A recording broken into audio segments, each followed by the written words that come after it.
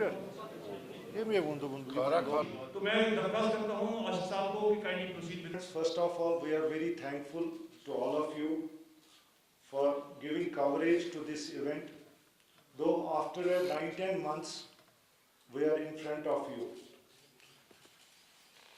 We have a very peculiar situation here in Kashmir. As you are witness to it, our businesses are suffering since 10 months, and we have never come out of lockdown, though we have met Union Home Minister, Union Finance Minister, and MOS in PMO. We have deliberated almost for 1 hour 45 minutes the challenge we are facing here in Kashmir, business challenges. We have multiple challenges. It's not like one challenge we have to.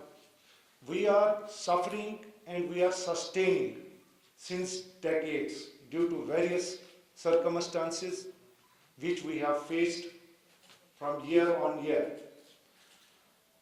आप लोगों को अगर हम इसका पूरा आपके साथ share नहीं करेंगे तो मेरे ख्याल से इस प्रेस कॉन्फ्रेंस का मतलब ज़ाया हो जाएगा।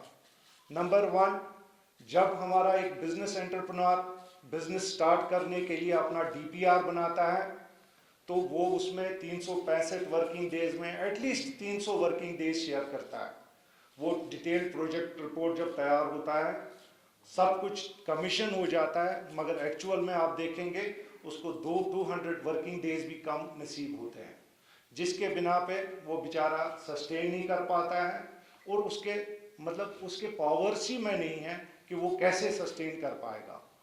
अब इस सब को देख के जो हमारे पास डिफिकल्टीज थी, हम जहाँ पे हो सका हमने पहले एलजी साहब को पूरा कैबिनेट उनको उनकी सुनाई, पूरे हम उस वक्त भी 25 प्रेसिडेंट्स चले गए, पूरा उनको अपडेट किया कि जो हमारे पोजीशन है वो पोस्ट अगस्त सिचुएशन के we have lost the financial capacity.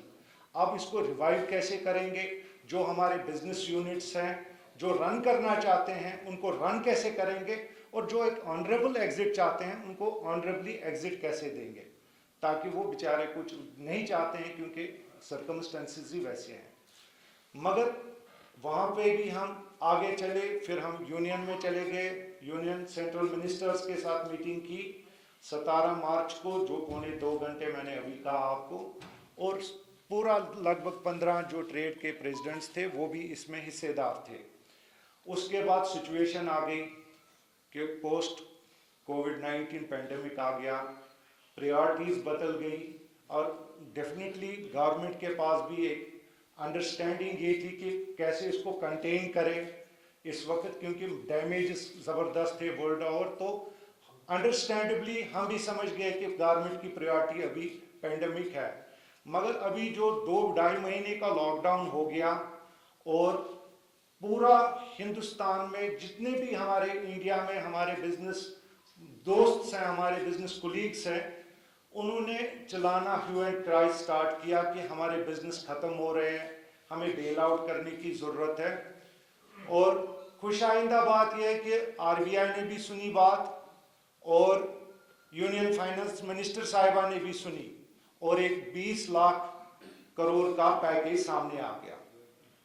इस पैकेज के बाद जब हम देखेंगे कि 2-2.5 महीने के बाद ही ये पैकेज सामने आ गया, तो जो हमारे कश्मीर की बिजनेस फ्रेटर्निटी है इसके बाद आपस में बातचीत स्टार्ट हो गई कि हमारी पोजीशन किस तरह से ठीक होगी। हमारी पोजीशन 2 महीने इस पैकेज में हम फॉल नहीं होते हैं, मैं आपके साथ ये शेयर करना चाहता हूँ। हमने ऑलरेडी 17 मार्च को भी उनको अपडेट किया है, though we have heard very patiently, मगर अभी हमारे पास जो रिजल्ट है वो कुछ भी नहीं है। हमारे जो फीडबैक है बिजनेस कम्युनिटी का वो बड़ा परेशान कुन है। लोग कहते हैं कि जब हम अनलॉक पीरियड में आ गए तो अनलॉक पीरियड में हम बिजनेस रिवाइव करने के लिए we don't have liquidity, there is no cash flow. इस कैश फ्लो को कैसे करने के लिए हमारे पास जो मेजर्स हमने दिए थे कि हमारा जो ये प्रॉब्लम है ये 2 महीने का नहीं है।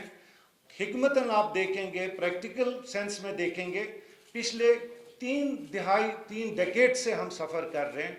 हर 2 साल के बाद यहाँ पे चेंज, कुछ न कुछ ऐसा वाक़ा होता है जिसकी बिना पे हमारी बिजनेस कम्युनिटी सफ़र करते हैं। आज जब हम 2-2.5 महीने के बाद देख रहे हैं अनलॉक 1 इन्होंने डिक्लेयर किया, मगर यकीन माने जो फीडबैक है टूरिज़्म वालों से मैंने बात की, इतने परेशान मैंने टूरिज़्म इंडस्ट्री को देखा है कि उनकी नज़रें टिकी हुई थी कि हम जो पोस्ट अगस्त सिचुएशन है, 1 साल तो उनका चला गया 2020, I don't see any tourism coming 2021, let's see what is going to happen. So ये जो मेरे ख्याल से एक अनसर्टेनिटी है, इससे ना तो घर चलते हैं और ना तो बिजनेस चलते हैं। हमारी जो ये अनसर्टेनिटी है ये हमको ज़बरदस्त परेशान कर रही है, जिसके आपको अगर शेयर नहीं करेंगे ये बातें, पूरे कौम को नहीं करेंगे शेयर, तो मेरे ख्याल से हमारी बात कहीं सुनी नहीं जाएगी। नंबर 1, आप टूरिज्म से निकलिए, आप देख लीजिए हमारा हॉर्टिकल्चर में बेचारे अभी जो हमारा अगस्त सीजन था, सितंबर अक्टूबर समहाउ मैनेज करके उधर इधर कितनी परेशानियों को लेके पैनिक सेल भी जो हमने बताया कि कैसे लोगों ने की ताकि माल बाहर पहुंच जाए। आजकल जो एग्रीकल्चर हॉर्टिकल्चर रिलेटेड एक्टिविटीज़ है वो हमको सपोर्ट की उसको ज़रूरत है। अभी देखिए चेरी का सीज़न है, हम चाहते हैं कि मैक्सिमम चेरी जो है अपने मार्केट में पहुंच जाए विदाउट एनी हिकअप्स। नंबर 2, आप तीसरे पे आ जाए तो हैंडीक्राफ्ट इंडस्ट्री है। पूरा हैंडीक्राफ्ट इंडस्ट्री जो है पिछले साल हमारा 50 से 60% डिक्लाइन है J&K से एक्सपोर्ट्स। और दूसरा, ये एक्सपोर्ट इंडस्ट्री जो होती है इसमें एक सीज़न होता है, मोस्टली क्रिसमस और न्यू ईयर का, वो सीज़न चला गया हमारा और यहाँ से कोविड आ गया, तो मेरे ख्याल से इस साल भी हमें कोई एक्टिविटी नज़र नहीं आ रही है। वो तो मेरे ख्याल से हैंडीक्राफ्ट भी हमारे हाथ से दूर जाता ही रहा है। अब तीसरे पे आप चलिए, ट्रांसपोर्ट सेक्टर। मेरे ख्याल से आपको पता है आज भी डेट है अगस्त से वो बेचारे सफ़र कर रहे हैं। I don't understand, God promise, ये ऊपर वाला ही जानता है कि वो कैसे घर अपने चला रहे हैं। ये जो परेशानी उनको है ये उनकी परेशानी नहीं है, ये हमारी परेशानी है। हम, मेरे ख्याल से हमारा रोल तब तक कंप्लीट नहीं होगा जब तक हम ट्रांसपोर्ट का जिक्र नहीं करेंगे कि किस तरीके से वो सफ़र कर रहे हैं।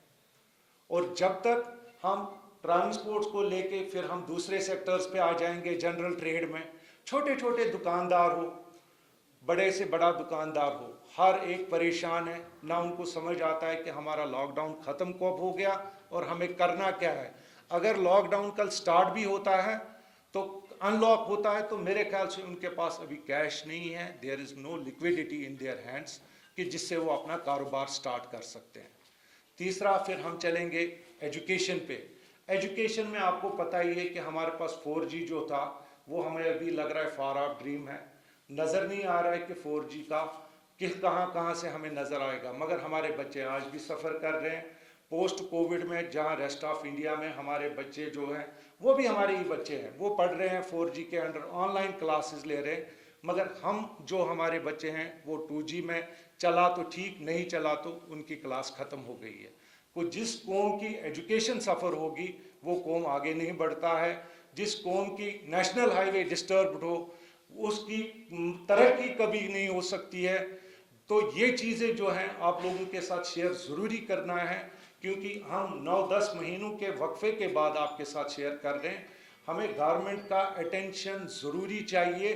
अगर ये नॉर्मल पोस्ट कोविड सिचुएशन होती तो मेरे ख्याल से हाल ही आप कोई किसी को देखते, ये जो पूरा ट्रेड आपके सामने बैठा है ये पिछले 10 महीने से सफ़र कर रहा है, और ये सफरिंग जो है ये हुकाम तक, वो सेंटर हुकूमत हो या हमारी JK गवर्नमेंट हो, दोनों तक ये बात पहुंचनी चाहिए कि पूरी बिजनेस कम्युनिटी यहाँ देख रही है कि कैसे मेजर्स लेंगे, कैसे एक कम्प्रहेंसिव पैकेज जो हमने उनको मेजर्स दिए थे उस मेजर्स को कैसे वो लाएंगे।